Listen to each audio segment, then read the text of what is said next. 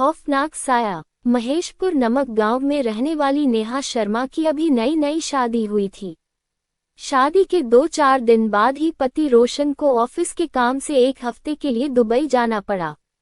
नेहा अपने अनुभव के बारे में बताती हैं कि एक रात जब वह अपने कमरे में अकेली सोई हुई थी तभी अचानक उनका टीवी चलना शुरू हो गया, जिससे वह चौंक गई। उन्होंने तुरंत उठकर टीवी बंद कर दिया और फिर से सोने की कोशिश करने लगी।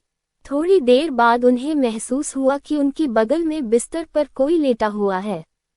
टीवी की अपने आप चलना और फिर किसी की मौजूदगी का एहसास होना घर में अकेली लेटी महिला को डरा देने के लिए काफी था।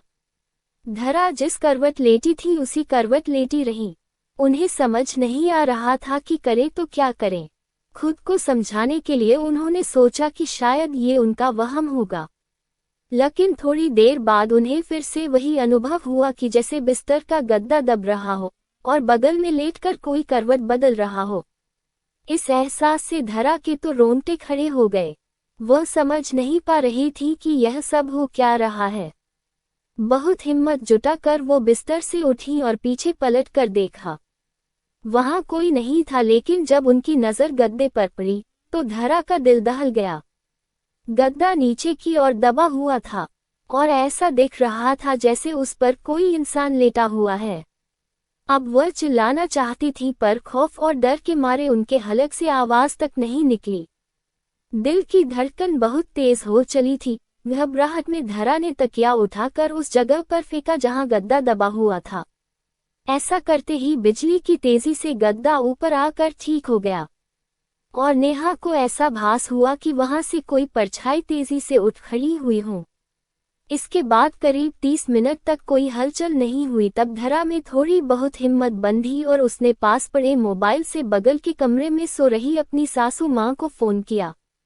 उनकी सास तुरंत दौड़कर नेहा के कमरे में आ गई और पूछने लगी कि क्या हुआ।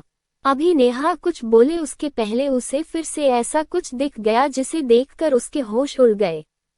नेहा ने देखा कि उसकी सासू मां के पीछे एक जवान औरत की धुंधली परछाई खड़ी थी। उसकी आंखों की जगह काले गहरे गड्ढे थे और उसका कद करीब करीब कमरे की छत जितना ऊंचा था।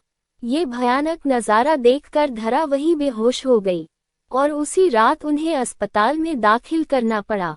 डॉक्टर ने कहा कि डर के मारे उन्हें लो ब्लड प्रेशर की शिकायत हो चुकी है।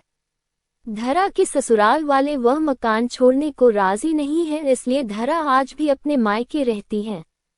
क्या था इस भुतहा घटना के पीछे का कारण?